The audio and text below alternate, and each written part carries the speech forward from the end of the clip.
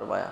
वाक़या बड़ा खूबसूरत है, जब भी सुना जाए या पढ़ा जाए, बयान किया जाए तो उसका लुत्फ़ ही होता है। आपके जो वालिद थे हज़रत अबू सालेह मूसा जंगी दोस्त, वो सफ़र कर रहे थे किसी नहर या दरिया के किनारे पर, और सफ़र करते करते दरिया में देखा कि एक सेब जो है वो बहता हुआ आ रहा है। उस सेब को उठाया, पकड़ा और उसको खा लिया। खाने के बाद जहन में आया कि ये सेब जिसका है मैंने उसकी इजाज़त के बग़ैर खाया है, तो क़यामत के दिन अगर मुझसे इसकी पूछ हुई कि ये सेब तुमने क्यों खाया है, तो मैं इसका क्या जवाब दूंगा कि आया इसके मालिक से पूछ कर खाया था? तो मेरा जवाब तो यही होगा कि मैंने पूछा नहीं था। और क़यामत के दिन इस सेब का मालिक अगर ये कह दे या अल्लाह मैंने इससे बदला लेना है अपने उस सेब का कि इसने बग़ैर इजाज़त के खाया है, हालांकि वो तो बहता हुआ जिस तरह रास्ते में कोई चीज़ मिलती है और इंसान उसको पकड़ लेता है, अगर माल हो तो फिर तो उसका ऐलान करवाया जाता है। खाने वाली चीज़ है, उसको एक दिन ना खाया जाए वो वैसे ख़राब हो जाएगी, तो उसको खा लेना कोई हरज वाली बात तो नहीं है। हालांकि सामने या पास कोई भी बंदा मौजूद नहीं है कि जिससे इजाज़त ली जा सके या पूछा जा सके, लेकिन ये डर, ये खौफ दिल के अंदर था। और उसी दरिया, उसी नहर के साथ साथ चलते रहे जहाँ से पानी आ रहा था। चलते चलते काफ़ी दूर जाकर देखा कि उस नहर या उस दरिया के किनारे एक बाग है सेब का, और जहन में ख्याल आया कि ज़ाहिरी बात है ये बाग बिल्कुल किनारे पर है, इसी का किसी दरख्त का सेब गिरा होगा और वो पानी के अंदर गया होगा। मालिक का पूछा भी इस बाग का मालिक कौन है। जब उनके पास पहुँचे तो उनको ये कहा कि आपका बाग इस दरिया के नहर के किनारे है और इसका एक सेब गिरकर पानी में गया, वो बहता हुआ जब आगे को पहुंचा, वहाँ से मैं आ रहा था, मैंने वो सेब पकड़ा और मैंने उस सेब को खा लिया। तो आपकी इजाज़त चूँकि नहीं थी तो मैं आपसे उस सेब की मुआफ़ी के लिए आया हूँ। अगर तो आपने उसका कोई बदला लेना है, मैं देने के लिए तैयार हूँ। अगर अल्लाह के लिए आप मुआफ़ कर दे कि मेरी तरफ से तुम्हें मुआफ़ी है, उस सेब का कोई तुम पर मुआख़ज़ा नहीं है, तो ये आपकी मेहरबानी होगी। अब वो भी अल्लाह के नेक बंदे थे। ये वो ज़माने, उस ज़माने की बात है जब ताजिर भी अल्लाह वाले होते थे, जब मुलाजिम भी अल्लाह वाले होते थे, जब ग़ुलाम भी अल्लाह और उसके रसूल के पैरोकार भी होते थे, अपने मालिक की फरमाबरदारी भी करते थे।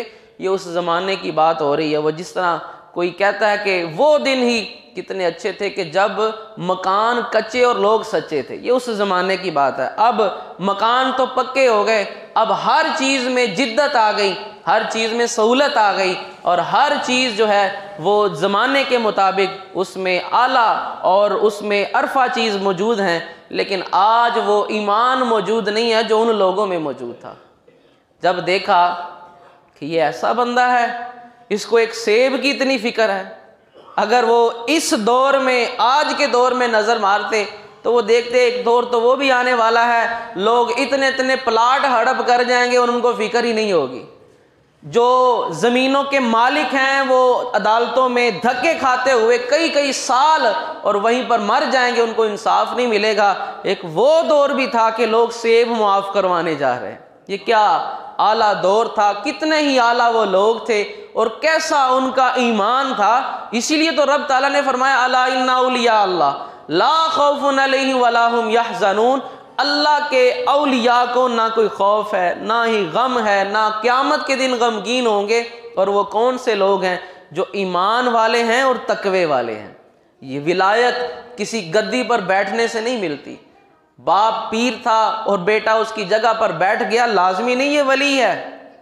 विलायत कोई गद्दियों पर बैठने का नाम नहीं है। वो पीरी हो सकती है ज़माने की, लेकिन वो विलायत नहीं हो सकती। विलायत तो अल्लाह के जो कुर्ब है, अल्लाह की मार्फत है, वो तो अल्लाह का डर अगर दिल में होगा तो वो बंदा वली होगा, खा वो बाजार में रेडी क्यों नहीं उसने लगाई हुई। और अगर मिंबर पर बैठा हुआ है, खुतबा देने वाला है, तकरीरें बयानात करने वाला है और उसके दिल में अल्लाह का खौफ नहीं है, उसने 20 साल उसने यूनिवर्सिटी और उसने मदारिस में तालीम हासिल की, कुरान पढ़ता रहा, हदीस पढ़ता रहा, लोगों को भी बता रहा है, दिल में खौफ नहीं है, वो अल्लाह का वली नहीं हो सकता।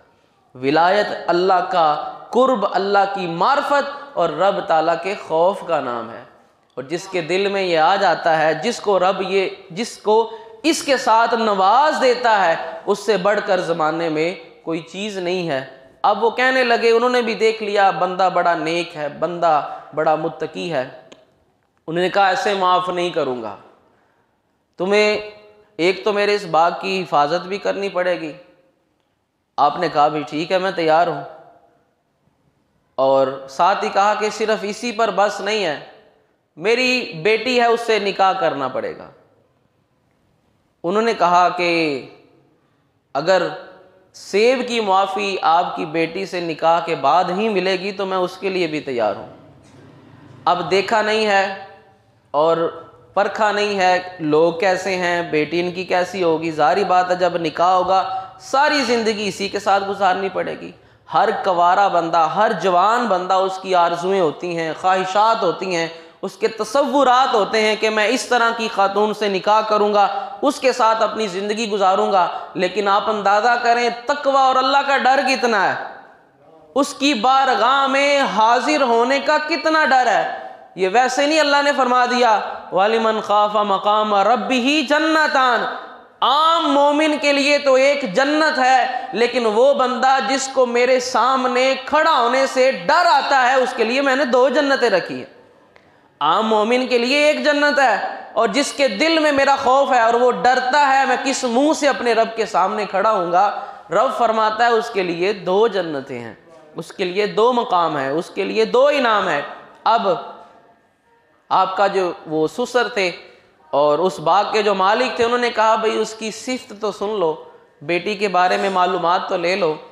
वो अंधी है, वो लूली है, लंगड़ी है और बहरी है, गूंगी है, यानी कोई भी उज़्व उसका सलामत नहीं है। अंधी है, आंखों से ज़ाहिर बात है नहीं देख सकती, और बहरी है, कानों से सुन नहीं सकती। आज इस मुआशरे में एक ऐब हो, यहाँ तो बल्कि ये तो वो दौर आ गया है कि अल्लाह पाक हमारी माओ बहनों और जो बेटियां हैं, बहनें हैं, उनके नसीब रब ताला अच्छे करे। ये तो वो दौर आ गया है कि उम्र भी ऐब है, उम्र ज़्यादा हो गई है लड़की की, वो भी ऐब है। अगर इसकी पहले कभी मंगनी हुई थी, टूट गई थी, वो भी ऐब है। इस ज़माने में तो ये भी ऐब है। जिस्म के अंदर ऐब होना वो तो बहुत बड़ी बात है कि माजूर हो या कोई और उज़्व में उसके उज़र मौजूद हो। तो उन्होंने कहा भाई जैसी भी है मैं उसके साथ निकाह करने के लिए तैयार हूँ, शर्त सिर्फ ये है आप मुझे माफ़ कर दे। आपने कहा मैंने अपनी बेटी का निकाह तुमसे किया, अब निकाह हुआ। जब अपनी बेगम के पास कमरे में गए, देखा कि वो तो हसीनो जमील खूबसूरत नौजवान लड़की और बिल्कुल सही सलामत है। बाहर आए ससुर के पास, उन्होंने कहा लगता है गलती से कोई और अंदर आ गया है। उन्होंने कहा नहीं, वही मेरी बेटी है। तो कहने लगे कि आपने तो कहा था कि वो अंधी है, वो बहरी है, वो गूंगी है, वो लूली लंगड़ी है, हर तरफ से वो अपाहिज है, माजूर है। तो वो कहने लगे, हुजूर गौसे पाक रहमतुल्लाह अलैह के वो नाना जान लगते हैं। तो वो आगे से कहने लगे कि मैंने इसलिए कहा था कि ये अंधी है, आज तक किसी गैर महरम को इसने देखा ही नहीं है। मैंने इसलिए कहा था कि ये बहरी है, इसके कानों में आज तक गैर महरम की आवाज़ भी नहीं गई। मैंने कहा था ये गूंगी है, आज तक इसकी ज़ुबान से कोई बुरा कलिमा नहीं निकला। मैंने कहा ये लूली है, इसके हाथ नहीं हैं, आज तक इसके हाथों ने कोई गुनाह नहीं किया। और मैंने कहा था ये लंगड़ी है कि पाँव सलामत नहीं है, मतलब ये था आज तक इन पाँव से चलकर किसी गुनाह वाली जगह तक ये नहीं गई। अब बाप कैसा है, एक सेब मुआफ करवाने के लिए सफ़र किया, गुलामी भी कबूल की, निकाह भी कर लिया बगैर देखे और सब शर्तें भी कबूल कर ली। और माँ कैसी है, जब माँ ऐसी होगी, बाप ऐसा होगा, तो बेटा भी तो फिर गौसे आज़म ही पैदा होगा ना।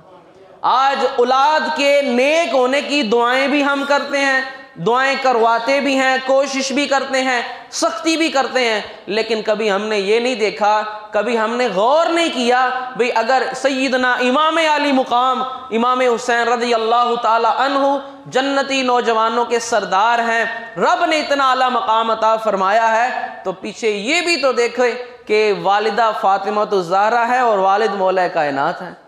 माँ जैसी होगी, बाप जैसा होगा, औलाद भी वैसी ही होगी। हम चाहते हैं हमारी औलादें नेक हों।